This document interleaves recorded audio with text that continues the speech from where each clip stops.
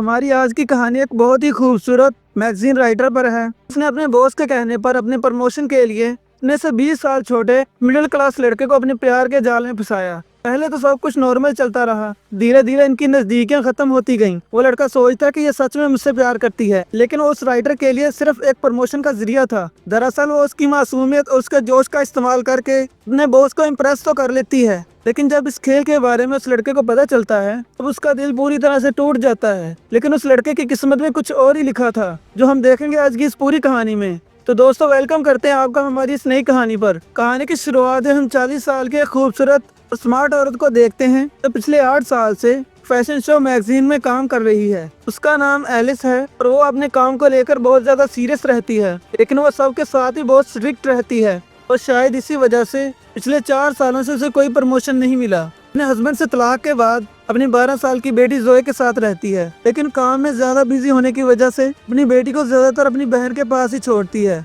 जिंदगी में वो काफी अकेली है और खुद को काम में इतना बिजी रखती है कि खुद के लिए वक्त नहीं निकाल पाती। फिर एक दिन कंपनी के काम से उसे ब्राजील जाना पड़ता है। काम खत्म होने के बाद जब वो फ्लाइट से वापस लौट रही होती है, तभी उसकी मुलाकात होती है बाल्थाजार नामी एक यंग लड़के से, जिसकी उम्र करीबन 20 साल है और अभी वो कॉलेज में पढ़ता है। बाल्थाजार ने इकोनॉमी क्लास की टिकट ली थी, लेकिन सीट में कुछ प्रॉब्लम होने पर ठीक एलिस के बगल वाली सीट पर शिफ्ट कर दिया जाता है। पहली बार बिजनेस क्लास में बैठकर बाल्थाजार बहुत ज्यादा खुश होता है, जबकि एलिस लैपटॉप पर अपने काम में बिजी होती है। लेकिन तभी अचानक प्लेन में टर्बुलेंस शुरू हो जाती है और एलिस डर के मारे बाल्थाजार का हाथ पकड़ लेती है। ये पल बाल्थाजार के लिए किसी फिल्म के सीन जैसा था, क्योंकि पहली बार किसी लड़की ने उसका हाथ पकड़ा था और बस यहीं से उसके दिल में एलिस के लिए एक अजीब सी फीलिंग जाग जाती है। जहाज के लैंड होते ही एलिस जाने लगती है तो बाल्थाजार उससे बात करने की कोशिश करता है, मगर एलिस सिर्फ बाय बोलकर निकल जाती है। तभी उसे सीट के नीचे एलिस का पेन ड्राइव मिलता है जो नीचे गिर गया था। उसे लौटाने के लिए वो भागने लगता है,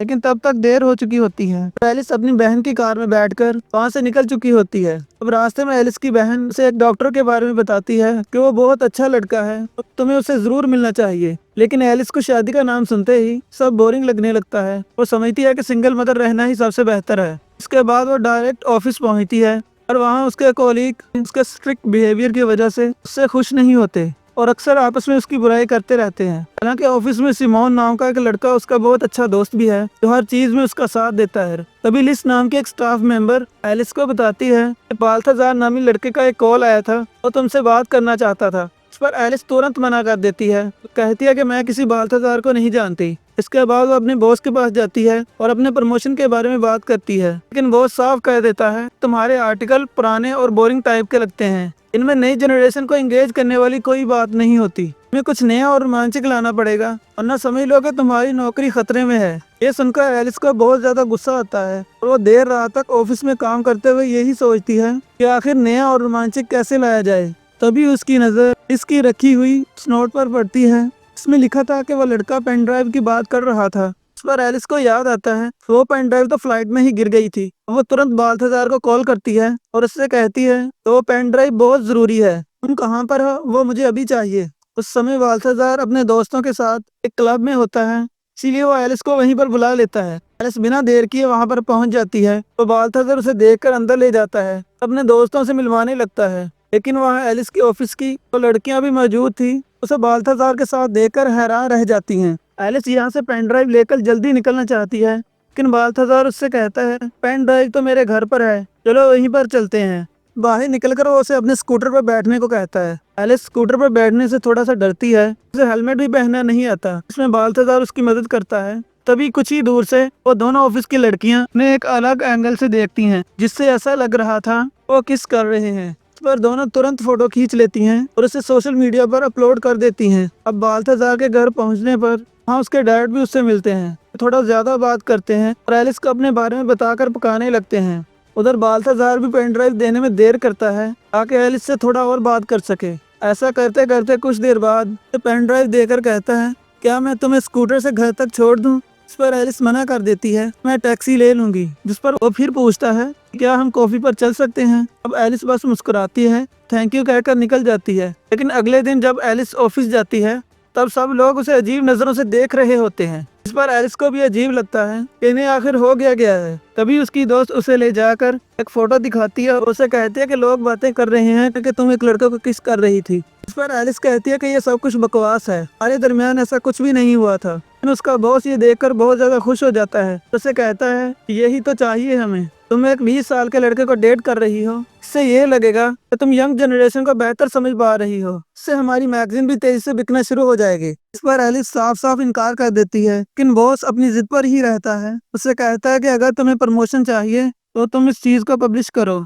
अब एलिस कंफ्यूजन में पड़ जाती है। सिमोन से डिस्कशन करने पर वो कहता है अगर बॉस यही चाहता है तो तुम सिर्फ दिखावे के लिए ही सही बाल्थाजार को डेट कर लो, इससे तुम्हें प्रमोशन मिल सकता है। इसको ये चीज नहीं सही लगती, इसीलिए वो रात भर इसी बारे में सोचती है कि ये काम वो कैसे करेगी। लेकिन आखिर में प्रमोशन के लिए बाल्थाजार को डेट करने के लिए तैयार हो जाती है। फिर अगले दिन वो एक नए लुक में बाल्थाजार से मिलने उसके कॉलेज जाती है और वहाँ सभी लड़के उसे बस देखते ही रह जाते हैं। बाल्थाजार तो उसमें से नजरें ही नहीं हटा पाता। एलिस उससे फ्लर्ट करना शुरू कर देती है और दोनों बातें करने लगते हैं। एलिस उसे शाम को एक शो में ले जाने की बात करती है। उसे सुनता ही बाल्थाजार उसे हाँ बोल देता है और फिर शाम को वो दोनों शो पर पहुंचते हैं। यहाँ पर बहुत सारे लोग मौजूद थे। बाल्थाजार ड्रिंक लेने जाता है, तभी उस शो का होस्ट आकर एलिस से मिलने लगता है तो बाल्थाजार के सामने एलिस से करीब होने की कोशिश करता है। अब बाल्थाजार को ये बिल्कुल पसंद नहीं आता। अब वो क्लाउड के गंजेपन का मजाक उड़ाने लगता है। सुनकर एलिस जोर से हंसने लगती है और क्लाउड इंसल्ट फील करके वहां से चला जाता है। इसके बाद दोनों अपने बारे में बहुत सारी बातें करते हैं। बाल्थाजार को भी बहुत अच्छा लगता है। फिर जब दोनों बाहर आते हैं तभी एलिस की बहन उसे कॉल करके बताती है डॉक्टर तुमसे मिलने घर आया है, जल्दी यहाँ पर आ जाओ। ये सुनकर एलिस बाल्थाजार से झूठ बोल देती है कि मेरी बेटी की तबीयत अचानक खराब हो गई है,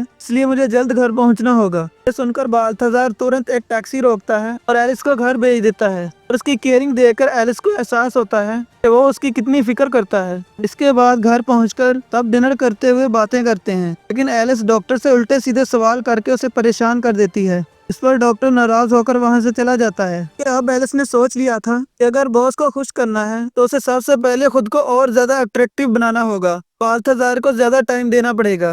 इसी बात को ध्यान में रखकर वो बाल्थाजार को एक शो में लेकर जाती है। यहाँ पर उसकी कंपनी की सीईओ और बॉस दोनों मौजूद होते हैं। लेकिन जब शो शुरू होता है और सब मॉडल्स रैंप पर वॉक करना शुरू कर देती हैं, तभी अचानक एक मॉडल का बैलेंस बिगड़ता है और वो नीचे गिर जाती है। देखते ही बाल्थाजार जल्दी से आगे बढ़ता है, उस लड़की को सहारा देते हुए उठाता है। सीईओ ये देखकर फौरन शो रुकवा देती है। बाल्थाजार का ये जेंटलमैन वाला अंदाज उसे बहुत पसंद आता है। फिर शो खत्म करके दोनों एक क्लब में पहुंचते हैं जहाँ पर एलिस का बॉस भी होता है। उसे कुछ देर बातचीत करने के बाद बाल्थाजार और एलिस ड्रिंक करके फ्लोर पर डांस करने के लिए जाते हैं। एक साथ डांस करने लगते हैं। माहौल रोमांटिक होता है और दोनों धीरे धीरे करीब आने लगते हैं। दरअसल एलिस अपने बॉस को दिखाने के लिए उसके बहुत करीब होकर डांस कर रही थी और उसका बॉस भी ये देखकर बहुत हैरान हो जाता है। लेकिन तभी एलिस नोटिस करती है कि कुछ लड़के उनकी फोटोज ले रही हैं। वो तुरंत बाल्थाजार का हाथ पकड़कर वहाँ से बाहर निकल आती है। फिर बाल्थाजार अपने स्कूटर के जरिए से घर छोड़ने के लिए जाता है। घर के बाहर एक पल ऐसा आता है जहाँ बाल्थाजार उसे किस करने वाला होता है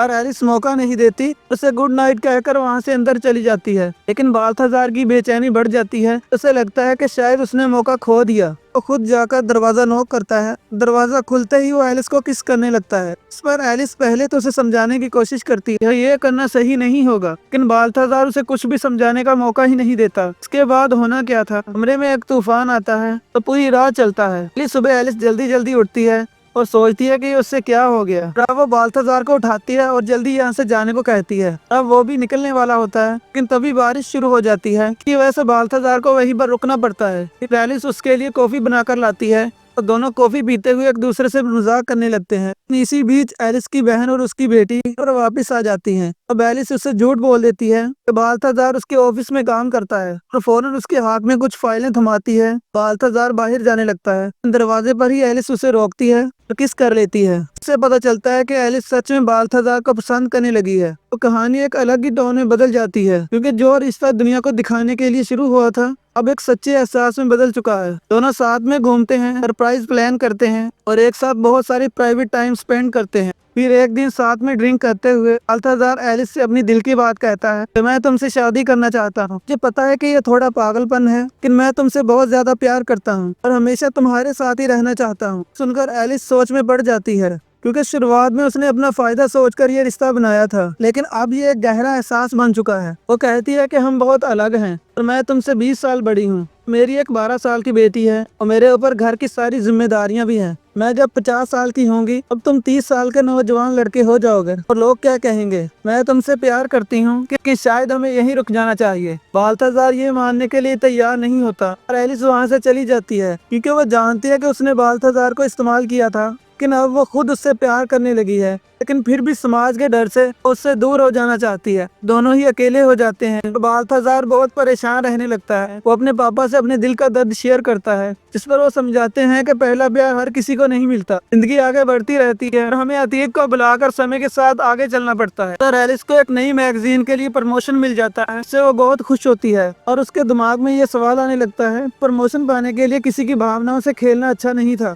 अब जो चाहिए वो तो मिल चुका था, लेकिन वो अंदर से टूट चुकी थी। फिर कुछ दिन बाद कंपनी के सीईओ जीन की कवर फोटो देखने के लिए आती है, लेकिन उसे एक कवर भी पसंद नहीं आता। तब वो एक नए चेहरे की तलाश में होती है। तभी उसकी नजर जिसके लैपटॉप के वॉलपेपर पर पड़ती है, उसमें बाल्थाजार की तस्वीर लगी हुई थी। सीईओ को याद आता है कि यही वो लड़का है जब शो में एक लड़की गिर गई थी, तब इसी लड़के ने उसकी मदद की थी और अब वो चाहती है कि बाल्थाजार ही नया मॉडल बने। एलिस मना करने लगती है, लेकिन उसके बॉस के कहने पर उसे मानना पड़ता है। अब एलिस परेशान हो जाती है तो बाल्थाजार से कैसे बात करेगी। फिर भी उसे कॉल और मैसेज करती है और बाल्थाजार अपने टूटे दिल के साथ और में बैठा ड्रिंक कर रहा होता है। उसके कॉल या मैसेज का कोई जवाब नहीं देता। ये देखकर एलिस आखिरकार खुद उसके घर में जाती है, जहाँ पर पहले की तरह बाल्थाजार के फादर से बहुत पकाने लगते हैं। बात करने के लिए एलिस बाल्थाजार को घर से बाहर लेकर आती है। उसे लगता है कि शायद एलिस अब फिर से रिश्ता जोड़ना चाहती है, लेकिन एलिस कहती है कि तुम्हें मैगजीन के लिए मॉडल बनना होगा, उसके बहुत सारे पैसे मिलेंगे, खूबसूरत लड़कियों के साथ काम करने का मौका मिलेगा। इस पर बाल्थाजार को गुस्सा आ जाता है कि तुम इतने दिनों बाद सिर्फ अपने काम के लिए आई हो। लेकिन एलिस उसे समझाने की कोशिश करती है, अगर वो ये कहकर चला जाता है कि मैं अब तुमसे मिलना नहीं चाहता। फोटोशूट के दिन सब इंतजार कर रहे होते हैं, बाल्थाजार आ रहा होगा और एलिस टेंशन में होती है। अगर वो नहीं आया तो उसकी नौकरी चली जाएगी, क्योंकि उसका बॉस और सभी लोग आ चुके थे। उसका फ्रेंड साइमन कहता है कि मुझे लगता है कि शायद तुम्हें बॉस को बता देना चाहिए कि वो लड़का नहीं आएगा, ये ऑलरेडी बहुत देर हो चुकी है। इस पर एलिस भी उसकी बात मानकर बॉस को बताने जाती है, लेकिन तभी उन्हें पता चलता है बाल्थाजार वहाँ पर आ चुका है। फोटोशूट से पहले उसे मेकअप रूम में लेकर आया जाता है। तभी वहाँ पर सेमन आकर बाल्थाजार को सब कुछ बता देता है। तो मैंने ही एलिस को बोला था तो प्रमोशन के लिए तुम्हारे साथ रिश्ता बनाए, अब गलती मेरी ही थी। ये सुनकर बाल्थाजार को बहुत दुख लगता है कि उसे अब सब कुछ समझ आ गया था। मेकअप के बाद वो बाहर आता है और सभी उसे देखते रह जाते हैं और एलिस जैसे ही उसके पास आती है, अब वो सबके सामने उसे अजीब तरीके से किस करने लगता है, तो देखकर सब चौंक जाते हैं। उसके बाद शूटिंग शुरू होती है, लेकिन अब पोज देने में दिक्कत होने लगती है, क्योंकि वो इन सब में नया था। फोटोग्राफर भी अब परेशान हो जाती है, बाल्थाजार पर चिल्लाने लगती है, पर वो भी चिढ़कर जवाब देने लगता है। गुस्से में सब कुछ छोड़कर वहाँ से जाने लगता है। एलिस उसे रोकने की बहुत कोशिश करती है, प्लीज ऐसा मत करो, सब कुछ बर्बाद हो जाएगा। लेकिन बाल्थाजार नहीं मानता और कहता है, मैंने तुम्हें दिल से प्यार किया था, तुम मेरा इस्तेमाल कर रही थी। मैंने तुम्हें दिल से चाहा, पर तुम अपने फायदे के लिए मेरे पास आई, तो आज भी तुम वही कर रही हो। ये कहकर वो गुस्से में वहाँ से चला जाता है, पर बाद में एलिस को भी नौकरी से निकाल दिया जाता है। अब एलिस पूरी तरह से अकेली हो जाती है, समझ जाती है कि करियर से ज्यादा जरूरी वो इंसान है जिससे वो प्यार करती है। उसने जो किया उसके लिए वो बहुत शर्मिंदगी महसूस करती है, क्योंकि अपने करियर के लिए वो सेल्फिश बन गई थी। उसने जो भी किया वो गलत था। बहुत परेशान रहने लगती है, ठीक से खा पाती है ना ठीक से सो पाती है। तो बाल्थाजार से कांटेक्ट करने की बहुत ज्यादा कोशिश करती है, लेकिन बाल्थाजार जैसे कहीं गायब हो गया हो। इससे एलिस और भी ज्यादा परेशान रहने लगती है। फिर उसे एक दिन बाल्थाजार के नए कॉलेज का पता चल जाता है। अब वो पागलों की तरह उसके कॉलेज में पहुंच जाती है और उसे इधर उधर ढूंढती है, और कुछ स्टूडेंट से पूछने पर उसे पता चलता है कि अभी वो क्लास में है। उसके बाद वो बिना एक पल देरी किए सीधा उसकी क्लास में चली जाती है। यहाँ बाल्थाजार की क्लास में लेक्चर चल रहा था, की वजह से वहाँ पर बहुत सारे स्टूडेंट मौजूद थे। समझ रहे थे कि एलिस कुछ बताने वाली है, क्योंकि सब उसे पहचानते थे। अब वो सबके सामने कहने लगती है, करियर के चक्कर में ये भूल गई थी इंसान की जिंदगी में सबसे जरूरी इसका प्यार होता है। बाल्थाजार से बहुत प्यार करती हूँ और मुझे अब कोई फर्क नहीं पड़ता कि लोग हमारे बारे में क्या सोचेंगे, क्योंकि हम दोनों की एज में 20 साल का अंतर है। भले मेरी 50 साल की उम्र में 30 साल का नौजवान लड़का होगा, लेकिन फिर भी मुझे उसी के साथ ही रहना है। ये सुनकर सब हैरान रह जाते हैं। अब बाल्थाजार भी उसे माफ कर देता है। इसके बाद एलिस पूरी क्लास के सामने उसे किस कर लेती है। इस तरह से दोनों फिर से एक हो हो जाते हैं। दोनों शादी करने का फैसला करते हैं, सभी को ये साबित कर देते हैं कि सच्चा प्यार किसी उम्र का मोहताज नहीं होता। इसके बाद दोनों एक नई शुरुआत करते हैं, अपनी जिंदगी को खुलकर जीने लगते हैं। इसी हैप्पी मोमेंट के साथ ये कहानी यहीं पर खत्म हो जाती है। दोस्तों, मैं उम्मीद करता हूँ कि आप लोगों को ये कहानी बहुत पसंद आई होगी। फिर मिलेंगे एक नई मजेदार कहानी के साथ। अगर आप लोगों को ये मूवी पसंद आई हो तो इस मूवी को लाइक कर दें और हमारे चैनल को सब्सक्राइब कर लें। इस मूवी को ज्यादा से ज्यादा शेयर किया करें ताकि मैं आपके लिए और मजीद ऐसी वीडियोस बना सकूं। तो मिलते हैं फिर से एक नई वीडियो के साथ। तब तक के लिए गुड बाय।